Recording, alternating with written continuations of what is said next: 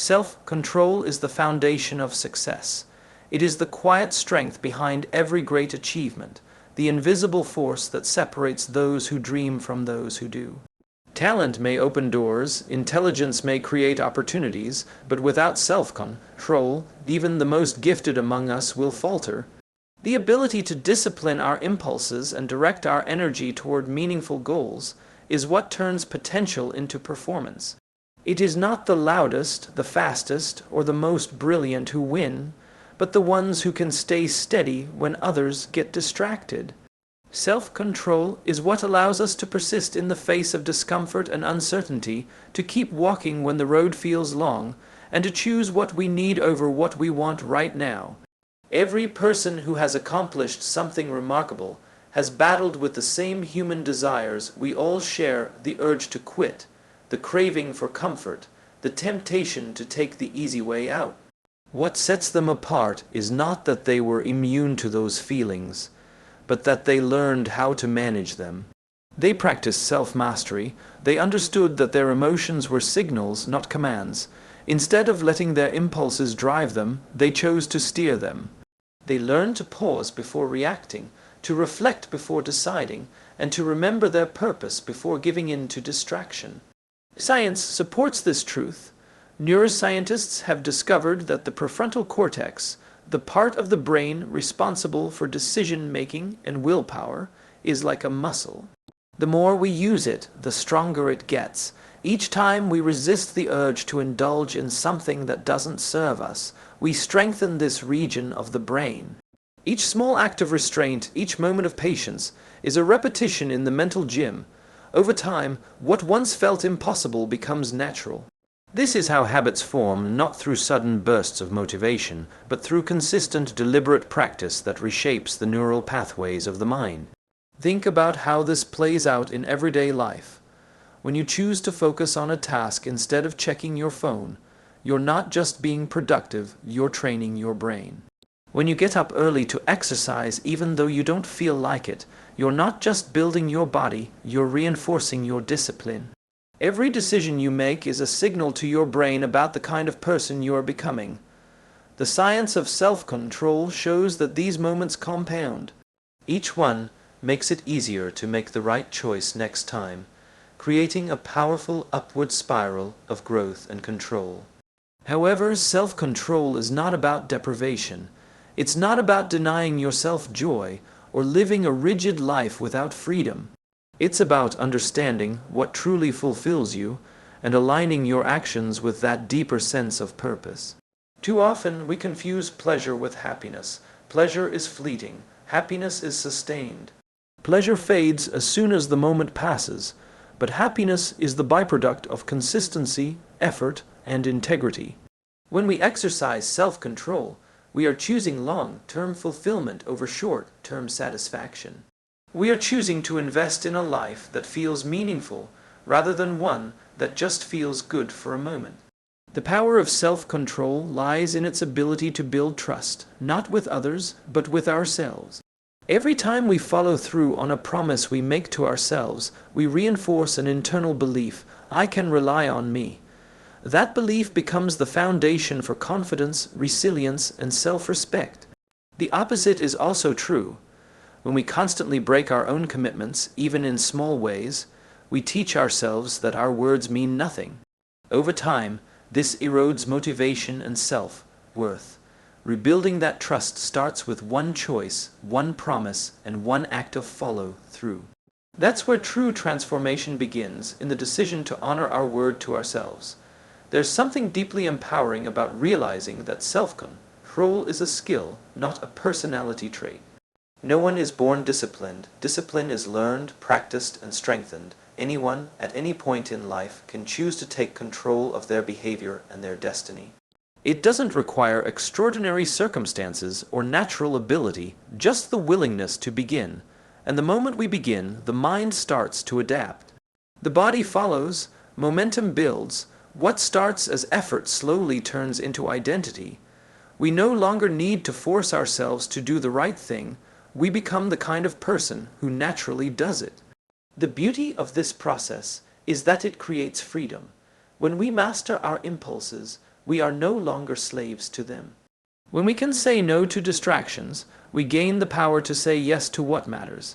This is the paradox of self-control. The more we discipline ourselves, the freer we become. We are no longer pulled in 100 directions by every temptation or desire that crosses our path. We move through life with clarity, focus, and peace of mind. That is not rigidity, that is liberation. It's also important to recognize that self-control doesn't eliminate struggle, it transforms it. The discomfort of discipline is temporary, but the cost of regret is lasting. Every difficult moment you endure for the sake of growth is an investment in a better version of yourself. Each time you resist the easy option, you're teaching your brain that you're capable of more than you thought. Over time, you'll notice that what once required willpower now feels natural, even effortless. That is the science of habit formation working in your favor, consistency turning into character. Ultimately, self-control is not about perfection, it's about direction. It's the steady alignment between who you are and who you're becoming. Every time you choose purpose over impulse, you close the gap between intention and reality. Success, after all, is not a sudden leap. It's a series of small, conscious steps taken over time. Those who master themselves become the authors of their own story, capable of creating the life they envision, one decision at a time. The brain is a remarkable instrument, capable of reshaping itself through experience, practice, and repetition. At the center of this adaptability lies the prefrontal cortex, the part of the brain responsible for decision, making, focus, and willpower. This region acts like the conductor of an orchestra, guiding impulses, emotions, and behaviors toward harmony. When we practice self-control, we are essentially strengthening this conductor, training it to direct the chaos of our desires into a symphony of purpose. Neuroscience has shown that every moment we resist temptation, every time we delay gratification, we activate and fortify this part of the brain. It's as if we are carving new pathways of discipline into the architecture of our mind. The fascinating truth is that the prefrontal cortex can be trained much like a muscle. Each act of restraint is a repetition that builds its endurance. When you resist eating junk food, or when you choose to study instead of scrolling through your phone, you're not just making a moral choice, you're engaging in mental training. Over time, these small decisions accumulate and create real, measurable changes in the brain's structure and activity. What once required immense effort starts to feel natural. The same way lifting weights makes the body stronger, lifting the weight of temptation makes the mind more resilient. This scientific understanding reframes how we think about willpower. Many people believe self-control is an innate trait, that some people simply have it and others don't. But that belief is outdated. Willpower is not a fixed resource. It is a dynamic process that grows with conscious practice. Each time we successfully resist an impulse, we reinforce the neural connections responsible for discipline. It's a self-reinforcing loop. The more we practice control, the easier control becomes. It's not about being superhuman. It's about being consistent enough to allow your brain to evolve toward mastery. Consider how this plays out in everyday behavior. You wake up and decide to make your bed, a small act of order. That single moment signals to your brain that discipline matters. Then you choose to drink water instead of coffee first thing in the morning, and you strengthen another neural pathway of control. Later, you resist checking notifications while working, and again, your brain rewards you with focus. Each of these moments, seemingly insignificant on their own, build upon one another like layers of reinforcement steel in a foundation. The cumulative effect is powerful.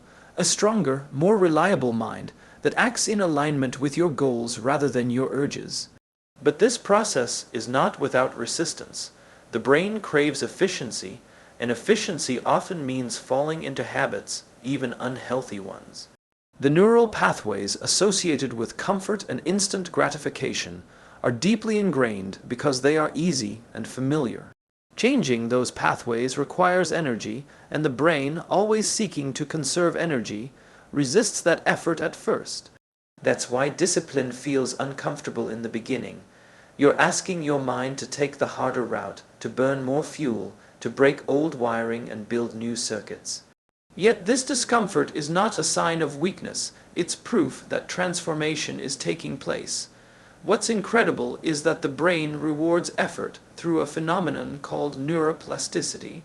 As you engage in acts of discipline, the brain begins to rewire itself, forming stronger connections in regions associated with planning, focus, and delayed gratification. Simultaneously, the influence of impulsive centers like the amygdala weakens. This balance shift makes it easier to make rational choices and stay calm under pressure. Over time, the brain literally becomes better at self-control, not because of willpower alone, but because the underlying structure has changed. You are sculpting the mind to serve the person you want to become. When you begin to understand this, self-control becomes less of a battle and more of a process of training. You stop blaming yourself for lacking discipline and instead start treating it like a skill to be developed. This shift in mindset is crucial. You move from shame to strategy, from frustration to focus. You realize that every temptation resisted is not a test of your worth, but an opportunity to strengthen your mental framework. You start to take pride in the process, knowing that the work you do today will pay dividends tomorrow in the form of a sharper, calmer, more capable mind.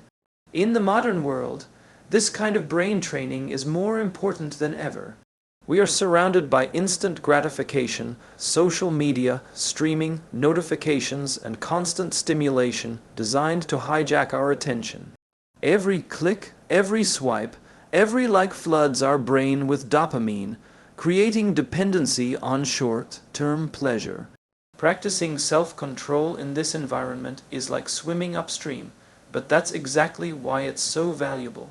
When you learn to resist these constant pulls, you reclaim your ability to focus deeply, to think critically, and to live intentionally. You become the master of technology, not its servant. As this mastery develops, something profound happens. Your confidence begins to grow, not because you've achieved something dramatic, but because you feel in control of your own mind. You begin to trust yourself to make decisions aligned with your values, not your impulses. That inner stability translates into every area of life: work, relationships, health, and purpose. You start showing up differently, not because the world changed, but because your internal compass became stronger. You are no longer tossed around by distraction or temptation. You move through challenges with clarity and direction. The science of self-control teaches us that discipline is not about restriction. It's about empowerment. When you understand how the brain works, you realize that every small choice you make is an act of rewiring your future. You are shaping the very machinery of your thoughts and emotions through daily practice. You are teaching your mind to serve your highest goals rather than betray them. In that process, you discover one of the most liberating truths about being human: that your brain is not fixed, your habits are not permanent, and your capacity for change is limitless when you learn to take control of the most powerful tool you possess, your own mind. Small wins create lasting change. It is one of the most overlooked truths about growth and transformation. People often wait for a breakthrough moment, a big success that will redefine everything overnight, but life rarely works that way. Real progress is built through a collection of small, consistent actions that compound over time. Each decision, no matter how minor it seems, adds up to shape the person you become. The human brain learns through repetition, not revolution. When you practice small acts of discipline every day, you teach your mind to associate progress with consistency instead of perfection. This is how real change takes root, quietly, gradually, and powerfully. Imagine a person deciding to wake up 10 minutes earlier each morning. At first, it feels insignificant, almost pointless. But within a few days, that person starts using those 10 minutes to stretch, read, or reflect before the chaos of the day begins. That tiny shift builds a sense of control, a foundation of calm that influences every other decision. The result isn't immediate, but it's steady. Over weeks and months, those 10 minutes become a sacred habit, a symbol of self-respect and discipline. That's the beauty of small wins. They may not look impressive at first, but their impact deepens with time. Small wins are powerful because they bypass the resistance that comes with massive goals. When you aim too high too quickly, your brain senses danger. It triggers fear, doubt, and self-sabotage because the goal feels impossible. But when you focus on something small, something achievable, you lower the brain's defenses. You give yourself permission to start. That first step breaks the inertia. Once momentum builds, each small success creates a chemical reward, a dopamine release that reinforces the behavior. It's the brain's way of saying, yes, do that again. Over time, this loop forms a self-sustaining cycle of motivation. This is why consistency matters more than intensity. A person who exercises for 10 minutes every day will outperform the one who trains hard once a week and quits. The daily effort creates a rhythm, a predictable pattern that strengthens both body and mind. The same principle applies to learning, saving money, or developing focus. Repetition is the language of the brain. It needs predictable input to form habits, and those habits, once established, free you from the burden of constant decision-making. What once required effort becomes automatic. That is the real miracle of small wins. They make success easier over time. The psychology behind small wins also connects deeply to confidence. Confidence doesn't appear out of thin air, it's earned through evidence. When you keep promises to yourself, even the smallest ones, you build a track record of reliability. You begin to believe in your ability to follow through. Each completed task, no matter how trivial, is a vote of confidence in your own potential. The brain keeps score, and the accumulation of these victories shapes your identity. You stop seeing yourself as someone who tries and fails, and start seeing yourself as someone who takes action and follows through. There's a quiet strength that comes from this process. You stop chasing perfection and start valuing progress. You learn to appreciate the long game, to find meaning in the journey instead of fixating on the finish line. Small wins remind you that success isn't an event, it's a lifestyle. They help you stay grounded when motivation fades, because discipline takes over where excitement ends. Every small victory builds resilience, preparing you to face bigger challenges with calm and confidence. You begin to trust the process rather than demand instant results. The cumulative power of small wins can be seen everywhere in business, art, relationships, and health. A writer who commits to writing 1 paragraph a day eventually finishes a book. A musician who practices 15 minutes a day masters their craft over years. A leader who chooses to listen a little more each day becomes a person others trust deeply. None of these transformations happen overnight, yet each begins with the same principle: consistency over intensity. Greatness grows from ordinary effort repeated faithfully. Even science supports this. Behavioral researchers have shown that small, measurable goals activate the brain's reward system more effectively than vague or overwhelming ones. This activation fuels motivation and increases the likelihood of sustained effort. It's why tracking small progress, whether through journaling, checklists, or reflection, is so effective. Seeing tangible proof of improvement keeps the mind engaged. Progress, however small, satisfies our innate need for achievement. It tells the brain that the effort is paying off, which encourages us to keep going. The idea of small wins also reframes how we handle failure. When progress is broken down into manageable steps, setbacks lose their power. Missing 1 workout, 1 study session, or 1 morning routine doesn't mean failure. It's simply a pause in the rhythm. You can start again the next day without guilt or discouragement. This approach creates a flexible, forgiving mindset, one that sees growth as a continuous process rather than a fragile streak. It turns discipline into something human, attainable, and sustainable. Over time, these small victories accumulate into something extraordinary. They reshape not just behavior but identity. You stop needing external validation because you can see and feel your own growth. You realize that the secret to lasting change isn't in the dramatic gestures, but in the quiet, consistent choices you make every day. Each small win becomes a building block in the architecture of your character, proof that the person you aspire to be is already emerging, one deliberate step at a time. Keeping promises to yourself builds trust. It may sound simple, but it is one of the most powerful truths about personal growth and integrity. When you say you will do something and then follow through, you send a powerful message to your subconscious mind that your words have weight, that your intentions matter, and that you can depend on yourself. This inner trust forms the foundation of self-confidence, resilience, and peace of mind.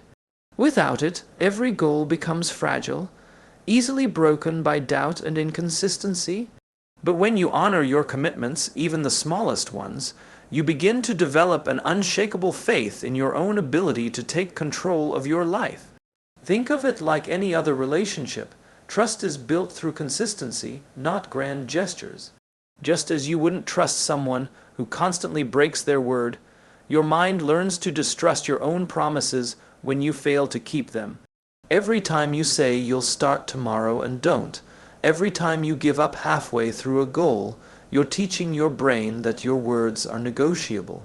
Over time, that erosion of trust breeds hesitation and self-doubt.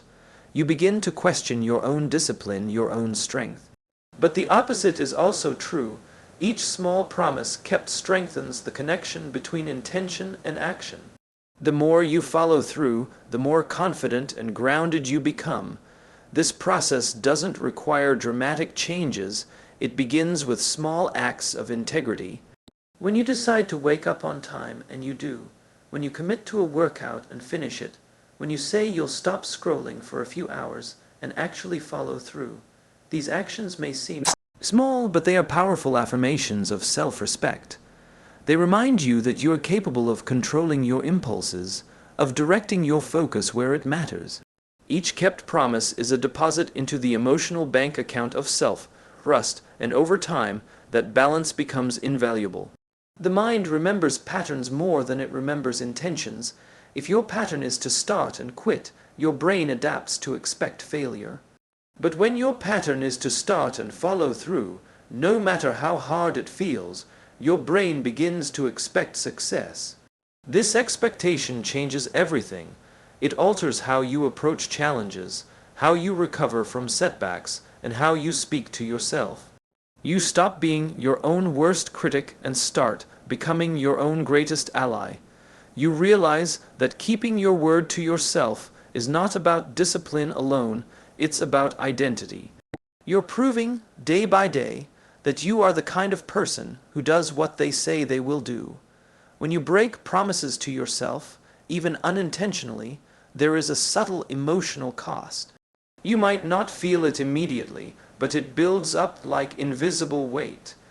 It manifests as guilt, procrastination, or lack of motivation. Your subconscious begins to resist new commitments because it no longer trusts you to deliver. That's why people often struggle to maintain habits. It's not laziness, it's mistrust. The mind doesn't want to invest energy into something it believes will fail.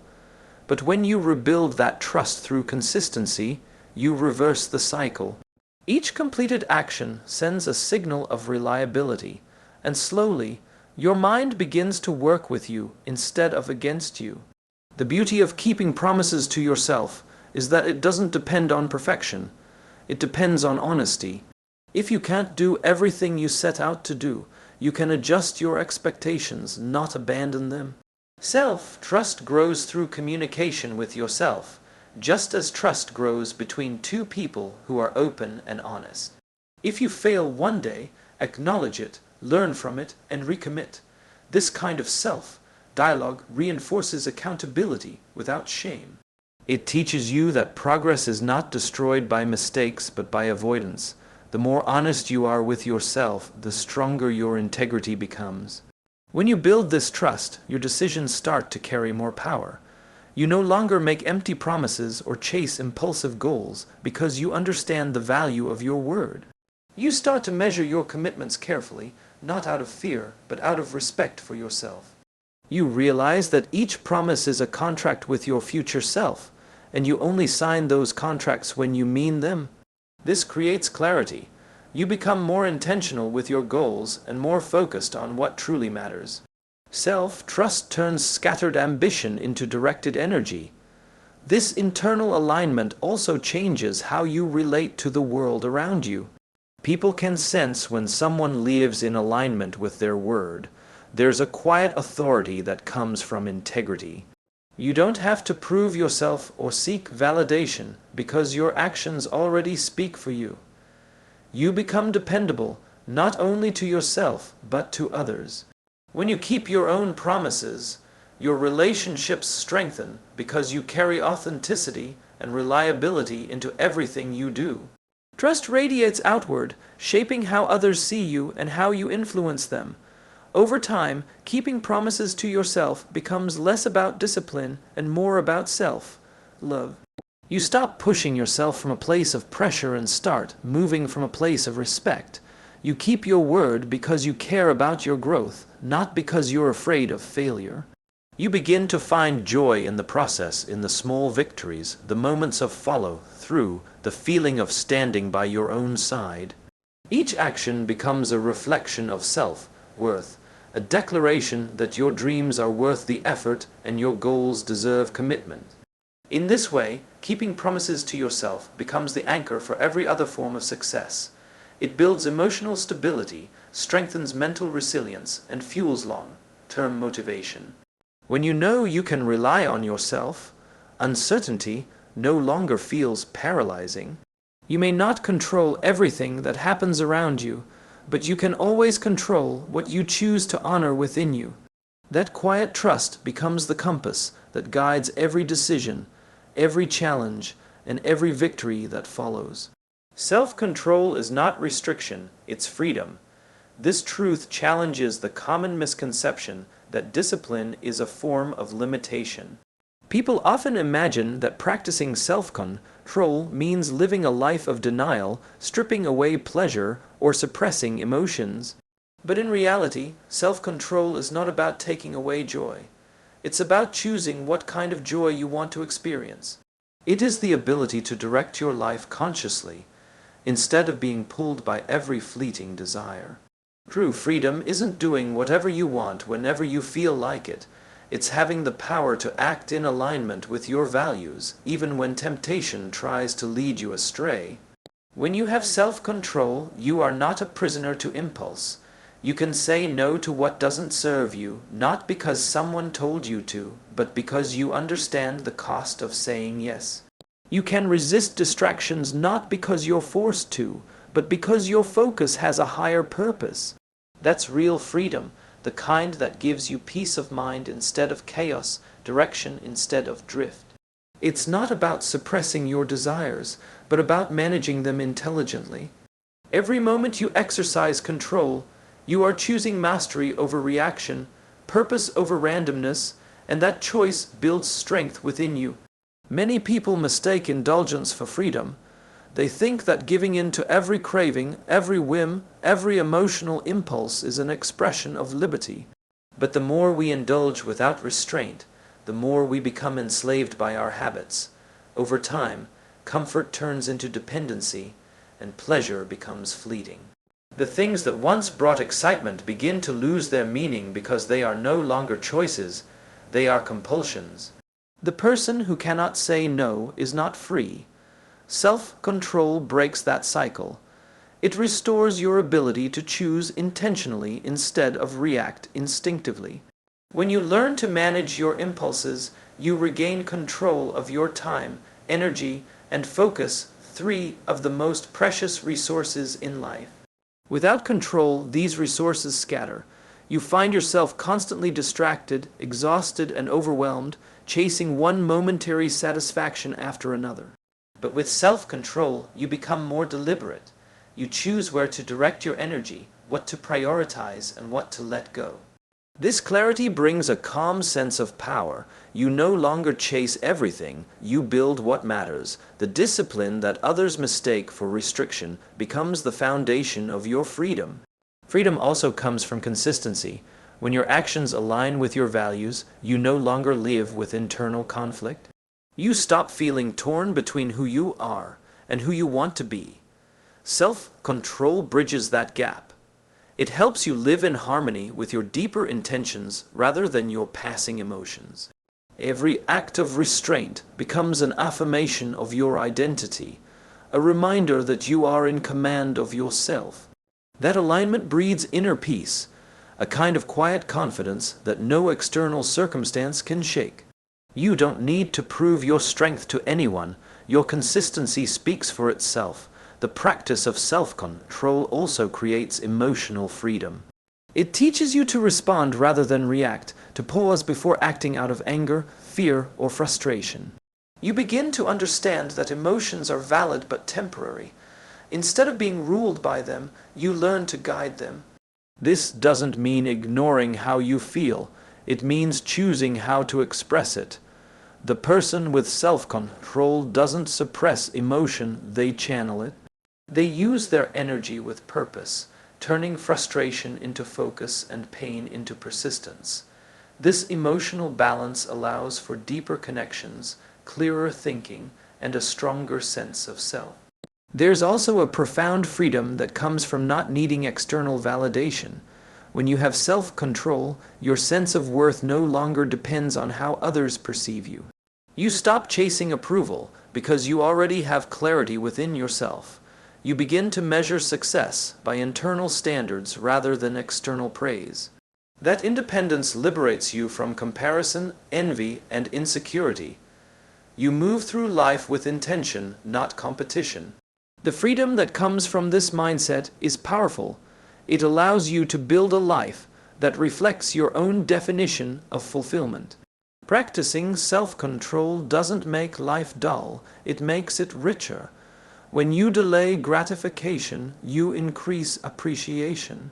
A simple meal tastes better when earned after effort, rest feels more satisfying after hard work, and success feels more meaningful when you know what it took to achieve it. Without self-control, pleasure becomes routine and loses its depth. With self-control, every reward becomes purposeful. You stop consuming experiences mindlessly and start savoring them fully. This shift in how you experience joy creates a deeper, more lasting sense of contentment. It's also important to see that self-control is not about perfection. It's about awareness. It's the moment you notice the urge and decide consciously what to do with it. That awareness separates action from reaction, and in that space lies freedom. Even when you slip, the awareness itself is progress. You begin to see patterns, triggers, and choices with more clarity. You no longer feel controlled by habit. You start guiding your behavior with understanding. This awareness empowers you to live intentionally rather than mechanically. Self-control, then, is not the enemy of freedom, it is its guardian. It gives you the ability to live life on your own terms, not dictated by addiction, distraction, or impulse. It lets you build discipline not as a cage, but as a framework for expression.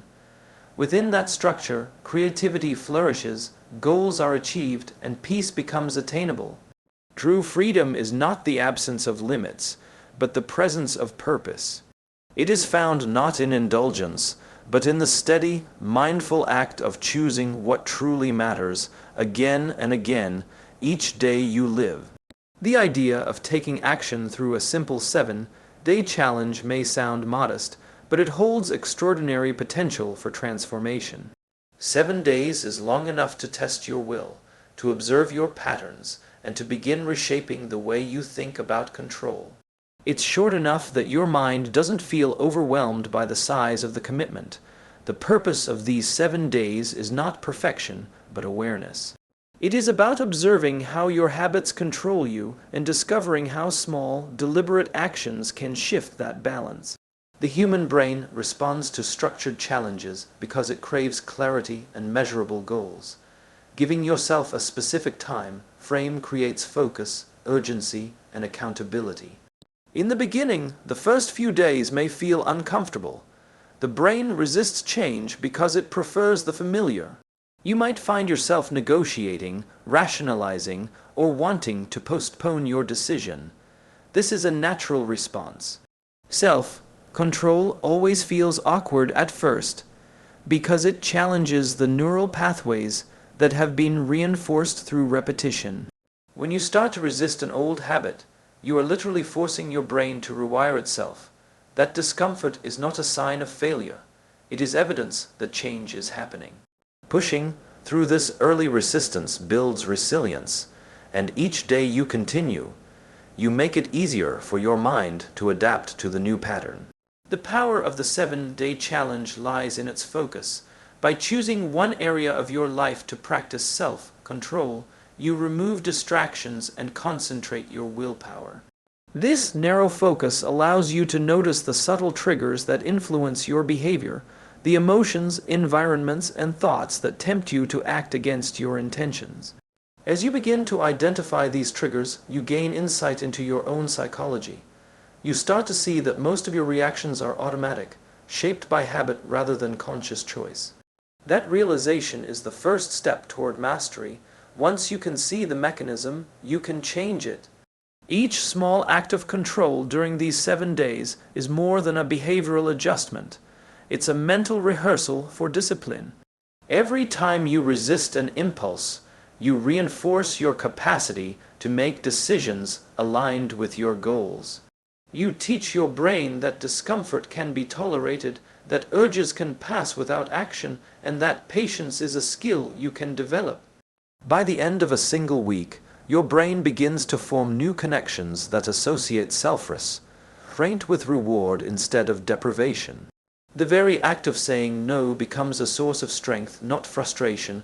Tracking your progress each day amplifies the effect. When you record the moments where you exercised self-control, you make the invisible visible. Writing down your experiences forces your mind to process them more deeply. It creates a record of accountability and a sense of momentum. Each written note becomes a small victory, proof that you are capable of directing your behavior. These moments of reflection also help you recognize patterns when you struggle the most, what triggers temptation, and what strategies help you stay grounded. This awareness transforms the challenge from a simple task into a learning experiment about your own mind. As the days progress, something subtle but powerful begins to happen. You start to enjoy the process of control.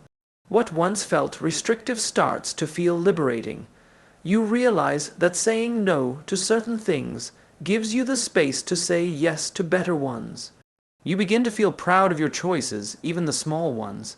The urge to quit still appears, but it carries less weight because you now see it as part of the process rather than a reason to stop. This emotional shift is critical.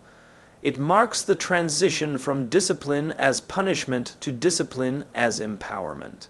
The 7-day challenge also serves as a foundation for building trust in yourself. When you reach the end of each day and realize you kept your promise, even in a small way, you strengthen the link between intention and action. You begin to believe your own words again. This self-trust is what most people lose without realizing it, the confidence that they can rely on themselves.